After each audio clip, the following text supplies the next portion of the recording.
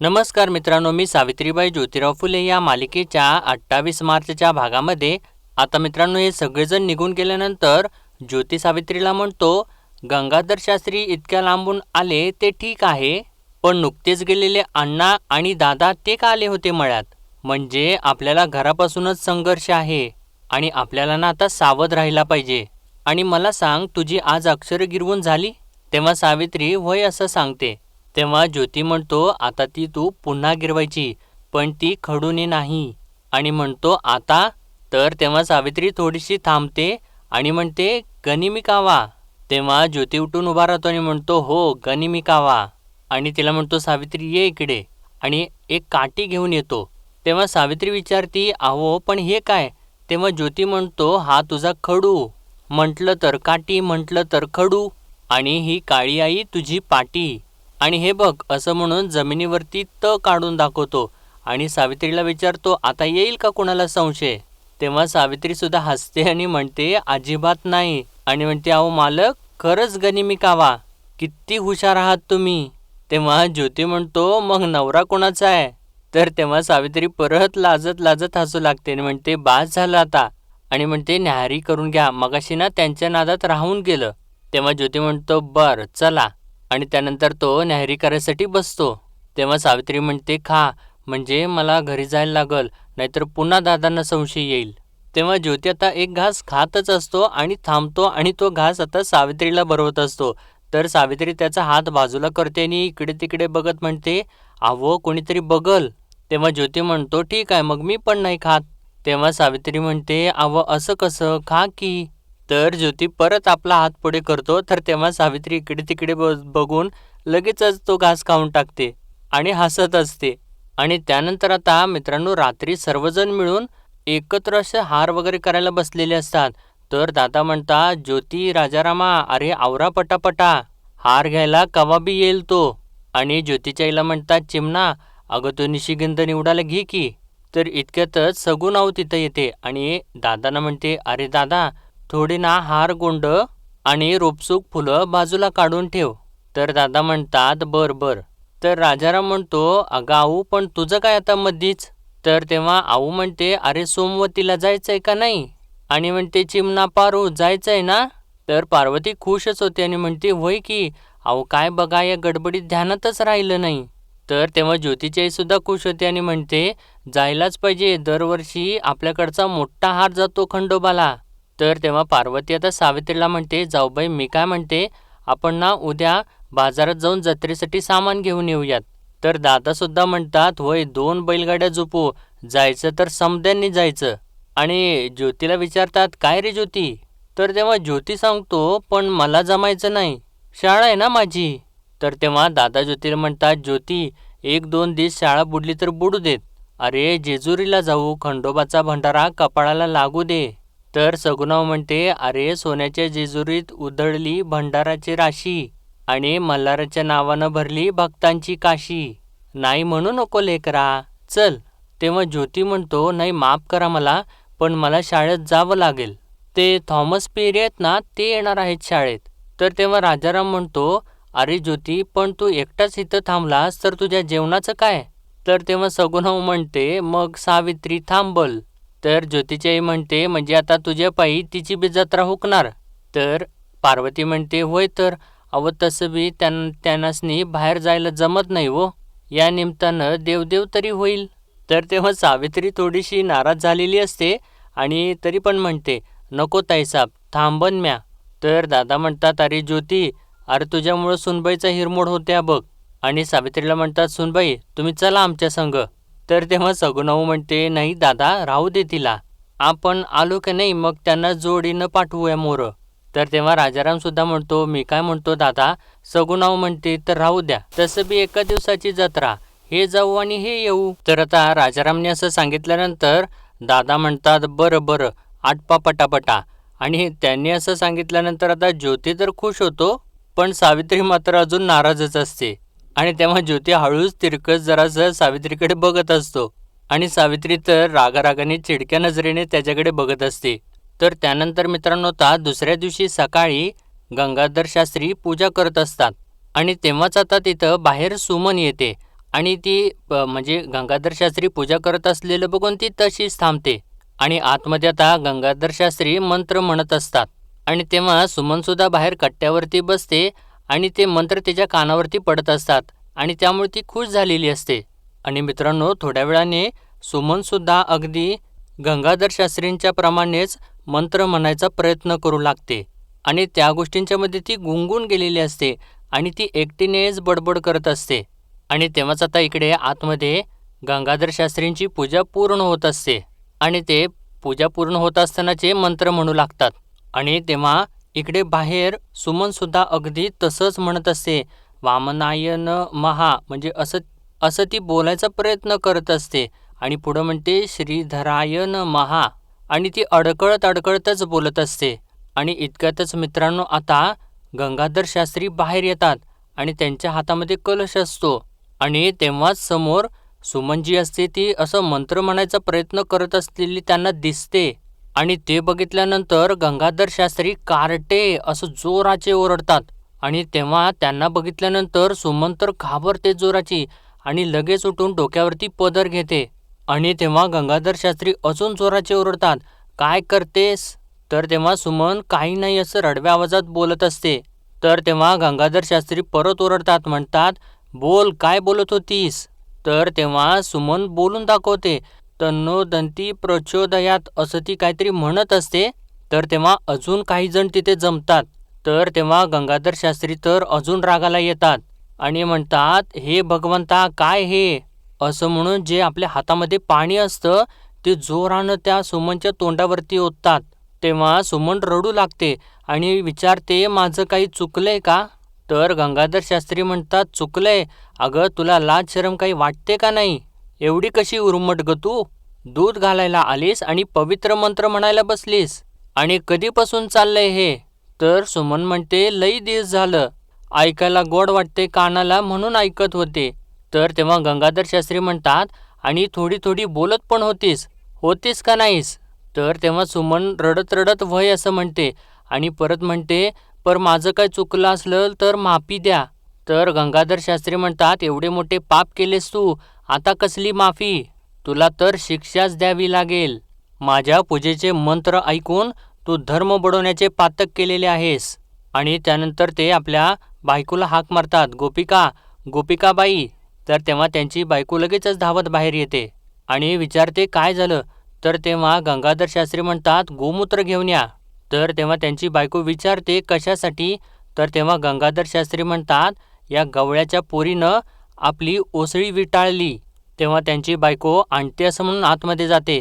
तर तेव्हा गंगाधर शास्त्री म्हणतात, तुम्हा शूद्र लोकात माजुरी वाढत चाललेली आहे, बघतोच तुझ्याकडे, असं ते म्हणत असतात. तर तेव्हा सुमन तिथून चाललेली असते. तर गंगाधर शास्त्री थांब असं तिला जोराने ओरडतात आणि तेव्हाच त्यांची बायको ते गोमूत्र असतं ते घेऊन येते. आणि तेव्हा गंगाधर शास्त्री गोमूत्र शिंपडू लागतात आणि म्हणतात, ही सगळी जागा अपवित्र झालेली आहे, पुन्हा पवित्र करावी लागेल आणि मला देखील संगमावरती जाऊन आंघोळ करावी लागेल. आणि त्यानंतर म्हणतात, त्याआधी तुला ही शिक्षा भोगावीच लागेल. तर तेव्हा आता सुमन खूपच घाबरते आणि म्हणते, शिक्षा? तर तेव्हा गंगाधर शास्त्री आता सगळ्यांना म्हणू लागतात, या शूद्र मुलीने मंत्र ऐकले, नुसते ऐकले नाही तर म्हटले देखील. हिने पाप केले हो, पाप, महापाप, धर्म बुडवला. तर तेव्हा सुमन रडत रडत म्हणत असते, म्या पाप नाही केलं वो, म्या पापी नाही आहे. तर तेव्हा गंगाधर शास्त्री म्हणतात, पापी आहेस का नाहीस हे आत्ता ठरेल. आणि तेव्हा सुमन परत चाललेली असते. तर गंगाधर शास्त्री परत तिला थांब असं जोराने ओरडतात आणि एकट्याला इशाऱ्याने सांगतात. तर तेव्हा तो हेरंबसुद्धा जातो आणि काठी घेऊन तिच्या समोर उभा राहतो. तर गंगाधर शास्त्री म्हणतात, हिला अडवून ठेवा, शिक्षेची तयारी होईपर्यंत हिला कुठेही जाऊ देऊ नका. आणि त्यानंतर ते आतमध्ये निघून जातात. आणि तेव्हा बाकी सर्वजण सुद्धा तिच्याकडे रागारागानेच बघत असतात. तेव्हा सुमन तर रडत रडत खाली बसते. आणि तेवढ्यात इकडं मित्रांनो, पार्वती आणि सावित्री असतात ते जत्रेसाठी बाजारामध्ये खरेदी करायला आलेले असतात. तर पार्वती एका दुकानासमोर थांबते आणि सावित्रीला म्हणते, जाऊबाई, हे दुकान लई झाक दिसते हो, आणि मी काय म्हणते, लुगडी इथूनच घेऊ आपण. तर सावित्री हो हो असं म्हणत असते. तेव्हा पार्वती म्हणते, एक लुगडं माणसासाठी आणि एक लुगडं बानूसाठी आणि मी काय म्हणते चोळीचा खण बी इथूनच घेऊया, म्हणजे कामच झालं बघा आपलं. आणि आता राहिलं बांगड्या आणि वटीचं सामान, मला वाटतं ते बी इथूनच घेऊया. तर तेव्हा सावित्री म्हणते हिथनं, अव तिथं नाही मिळत का? तर तेव्हा पार्वती म्हणते अहो तो जत्रेचा माल नुसता दिखाऊ असतो बघा, इथनं घेतलं तर कसं आपल्या पसंतीचं घेता येतंय. आणि शिवाय का एकदा बैलगाडीतून उतरलं तर मग लगेच पायपीटच चढायची गडाची आहे ना, असं म्हणून ती खूप खुश असते. आणि तेव्हा सावित्री सुद्धा हसत असते.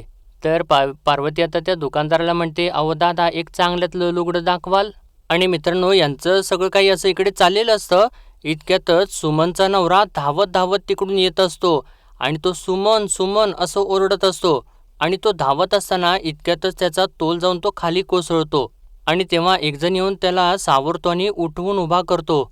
आणि त्याला म्हणतो तू, अरे तू तर रामागवळी ना, आणि काय झालं का पळतो यास? तर तेव्हा रामागवळी सांगतो मालक माझी बायको सुमन, तिला शास्त्री बुवा शिक्षा करणार आहेत.